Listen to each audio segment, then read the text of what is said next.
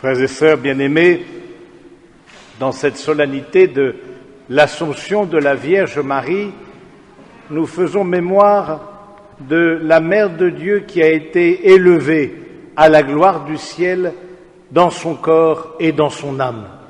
Elle a été élevée par la grâce de Dieu pour nous montrer à tous le chemin. Tous nous avons cette vocation d'aller vers le Seigneur avec non seulement notre âme spirituelle, mais aussi avec notre corps. Mais aussi, il est intéressant de se pencher un peu sur l'histoire de ce dogme et surtout le moment auquel il a été proclamé. En 1946, Pie XII a lancé une grande consultation auprès des évêques catholiques pour leur poser la question de l'opportunité de proclamer l'Assomption de la Vierge Marie. C'était déjà une tradition dans l'Église, c'était déjà le fruit du travail des théologiens. Et en 1950, il y a eu cette proclamation de l'Assomption. Les dates sont importantes, c'est-à-dire que, au sortir de la guerre, après avoir connu une humanité qui s'est dévisagée, qui a perdu sa propre dignité, l'Église propose non seulement aux chrétiens, mais au monde entier, de contempler quelle est la vraie dimension de la personne humaine sous le regard de Dieu. Elle propose de contempler la Vierge Marie, celle qui est de notre race et de notre sang, parce que elle est la toute belle, la toute pure, celle qui a pu accueillir Dieu en son sein et qui nous redonne confiance, à notre propre humanité malgré nos défaillances, malgré nos petits côtés et malgré les grandes cassures historiques que le XXe siècle a connues. Oui, nous avions besoin au sortir de la guerre d'avoir une image qui nous tire vers le haut. Nous avons besoin de contempler Marie pour avoir à nouveau découvrir cette beauté de la nature humaine. Mais si aujourd'hui l'Europe est plus paisible, il n'en demeure pas moins que la nature humaine et la vie sont aussi menacées. Je ne sais pas si vous avez prêté attention aux lectures, mais il y a la présence de 3 femmes enceintes à l'intérieur des lectures que nous venons de lire. Dans la lecture de l'Évangile où nous voyons la Vierge Marie qui, après l'Annonciation, enceinte du Seigneur, va visiter sa cousine Élisabeth, enceinte de Jean-Baptiste. Et puis, dans la lecture de l'Apocalypse, eh bien, nous voyons aussi cette femme qui est sur le point d'accoucher et le dragon qui veut manger le fruit de ses entrailles. Aujourd'hui, peut-être, il n'y a plus d'affrontements militaires, en tout cas plus en Europe, mais nous sommes invités chacun à être très attentifs à la défense de la dignité de la personne humaine, de la conception jusqu'à la mort naturelle. Parce que le Seigneur lui-même nous rappelle à travers ces lectures que chaque personne est unique, que chacun est invité à découvrir sous le regard de Dieu sa propre beauté. Chacun a une vocation, quel que soit son état de santé psychologique, physique, mental, quelle que soit sa situation économique, professionnelle, chacun est sous le regard de Dieu, appelé à suivre les pas de la Vierge Marie pour aller avec elle à sa suite dans la gloire de Dieu et se laisser comme envahir par lui. Oui, frères et sœurs, l'Assomption, c'est pour que nous puissions ne pas nous décourager de nos propres fragilités, pour que nous puissions au contraire prendre confiance que la grâce de Dieu peut tout, puisque en la Vierge Marie, personne humaine comme nous, il a pu réaliser son propre dessein. Mais il y a comme une condition aussi pour que nous puissions accueillir cette grâce de Dieu. Assomption, c'est-à-dire elle a été assumée. C'est bien différent de l'ascension du Seigneur qui est monté au ciel avec son corps et son âme, mais il est lui-même Dieu, il n'a pas besoin d'être assumé, la Vierge Marie, dans sa nature humaine, dans sa personne humaine, a été assumée par Dieu, prise par Dieu, pour être conduite avec son corps et son âme jusqu'en la gloire. Cette condition pour rester dans cet émerveillement de la nature humaine, elle est bien celle-ci. Nous laisser conduire par le Seigneur au quotidien, jour par jour, parce que sinon nous allons désespérer, nous allons regarder nos mauvais côtés, nous allons regarder les mauvaises nouvelles dont nos journaux sont peuplés et on va comme perdre espérance. Au contraire, lorsqu'on laisse la grâce de Dieu agir dans notre vie, lorsqu'on se laisse prendre par le Seigneur, eh bien oui, tout est possible.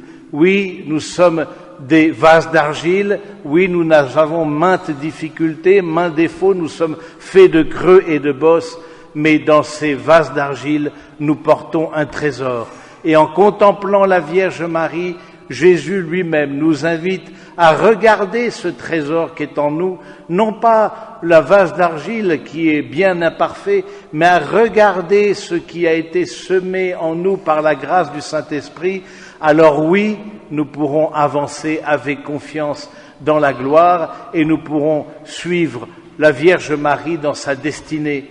Il y a là donc tout un chemin spirituel, à la fois d'une défense de la personne humaine, quel que soit son état de développement, mais aussi un chemin spirituel pour accueillir cette volonté de Dieu telle qu'elle nous est manifestée au quotidien. Parce que c'est cela, la Vierge Marie, elle a accueilli la volonté de Dieu pour être ensuite elle-même accueillie, assumée par Dieu lui-même.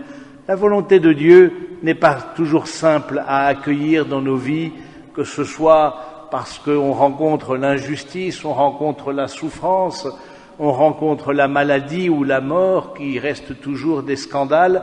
Oui, il peut y avoir une forme de révolte dans notre cœur, il peut y avoir une forme d'incompréhension dans notre cœur, mais aujourd'hui, en contemplant Marie, si on met nos pas dans ses pas, alors tout est possible. Alors oui, nous pouvons avec elle nous découvrir comme porteurs d'un trésor, porteurs de cette perle rare, porteurs de ce bonheur qui va jusque dans l'éternité, parce que c'est Dieu, par son Esprit Saint qui a été répandu dans nos cœurs, qui l'a semé. Non pas par nos mérites, nous le savons bien, non pas par nos mérites, mais par la grâce. Alors, accueillir, se laisser accueillir, eh bien, ça se fait comment ? Parce qu'on est bien assez d'accord là-dessus, mais comment ça se fait ? Eh bien, tout simplement, les moyens qui sont proposés par l'Église sont tout simples. D'abord, la pratique dominicale. La pratique dominicale, on accueille cette parole de Dieu, on accueille le corps et le sang du Seigneur dans la communion, mais aussi dans la pratique du sacrement de la réconciliation, où on se laisse accueillir par le prêtre pour recevoir le pardon de ses péchés, dans la parole de Dieu que nous pourrons méditer, dans la prière personnelle. Bref, il y a des tas d'éléments concrets qui nous sont donnés pour que nous puissions nous aussi rentrer dans cette volonté du Seigneur et être accueillis un jour dans sa gloire. J'aime bien cette phrase du philosophe Pascal qui disait « Les circonstances et les nécessités, voilà mes maîtres spirituels. » Circonstances et nécessités, c'est-à-dire, eh bien voilà, c'est telle que se présente ma journée, telle que se présente mon travail, telle que se présente ma famille. J'ai aussi à découvrir dans ces circonstances que je n'ai pas forcément choisies, une volonté du Seigneur qui veut me conduire bien plus loin que mes projets pour me donner part à sa promesse. Alors, frères et sœurs, dans cette fête de l'Assomption qui est par excellence la fête de la vie, eh bien, tournons-nous vers la Vierge Marie, demandons les grâces dont nous avons besoin. Vous le savez, lorsque il y a des grandes solennités comme ça dans l'Église, eh bien, il y a des grandes grâces qui sont données aux uns et aux autres, à nous de demander, à nous de supplier, parce que si notre cœur nous accuse, rappelons-nous que Dieu lui-même est plus grand que notre cœur. En la Vierge Marie, celle qui est patronne de la France, eh bien, nous voulons lui confier notre pays. Nous voulions aussi nous lui confier l'Europe, vous le savez peut-être, mais le drapeau européen, qui a été dessiné par un Alsacien, Arsène Heitz, un Strasbourgeois, les 12 étoiles, eh bien, il a eu cette inspiration des 12 étoiles en méditant sur le texte de l'Apocalypse, le fond bleu du ciel et les 12 étoiles qui entouraient la Vierge Marie, cette femme sur le point d'enfanter. Eh bien, que l'Europe aussi se rappelle qu'elle a cette vocation de défendre la vie, cette vocation de rappeler la dignité humaine, quelles que soient nos circonstances, quelle que soit notre nationalité, nos couleurs de peau, peu importe, c'est quelque chose de sacré. Et en Marie, eh bien, nous voyons ce côté sacré de la personne humaine. Frères et sœurs, n'ayons pas peur, le Seigneur lui-même vient à notre secours en nous donnant ce modèle et cette éducatrice de Marie. N'ayons pas peur, nous aussi, de nous laisser entraîner par elle, de nous confier à elle. L'amour de la Vierge Marie n'est pas quelque chose d'optionnel dans une vie de chrétien, mais au contraire comme quelque chose, une personne qui nous est donnée pour progresser vers Dieu de façon éminente. Confions-lui aujourd'hui nos vies telles qu'elles sont, confions-lui nos familles, pour qu'un jour nous puissions partager sa gloire. Amen.